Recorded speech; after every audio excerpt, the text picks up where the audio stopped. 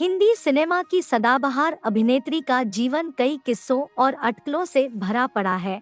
कभी लोगों ने उनके सिंदूर के पीछे का राज जानने की कोशिश की तो कभी उनकी सेक्रेटरी फरजाना के साथ उनके संबंधों में दिलचस्पी दिखाई। 10 अक्टूबर 1954 के दिन चेन्नई में जन्मी रेखा की निजी जिंदगी किसी सस्पेंस से कम नहीं है।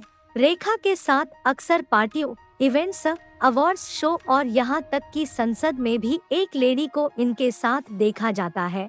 रेखा के साथ अक्सर नजर आने वाली इस लेडी का नाम फरजाना है। फरजाना रेखा की परछाई मानी जाती है। वो करीब 32 सालों से रेखा के साथ है। पत्रकार मोहनदीप ने अपनी किताब यूरेखा में फरजाना और रेखा के बारे में कई चौंकाने वाले खुलासे किए हैं।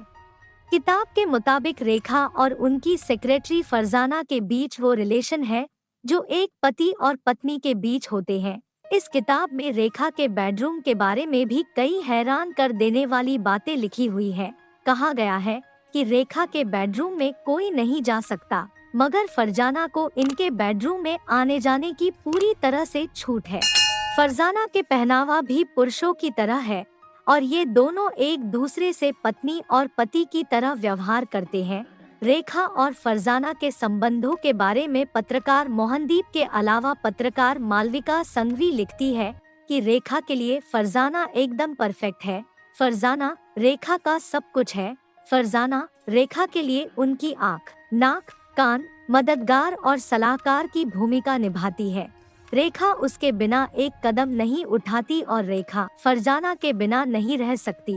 रेखा की जिंदगी में कई पुरुष आए और गए। ऐसा कहा जाता है कि उनके संबंध अमिताभ बच्चन से विनोद मेहरा तक के साथ रह चुके हैं। रेखा ने दिल्ली के बिजनेसमैन मुकेश अग्रवाल से शादी भी की थी, मगर शादी के कुछ ही महीनों में मुकेश अग्रवाल ने आत्महत्या कर ली थी। इसके बाद रेखा की हेयर स्टाइलिस्ट से उनकी सेक्रेटरी बनी फरजाना पिछले 3 दशकों से रेखा के साथ ही रहती है। रेखा अपनी सेक्रेटरी फरजाना को अपनी सोल सिस्टर मानती है। इन बातों में कितनी सच्चाई है, इसकी पुष्टि तो अब तक नहीं हुई है, क्योंकि समय समय पर रेखा और फरजाना के संबंधों पर केवल अटकलें ही लगती रही है।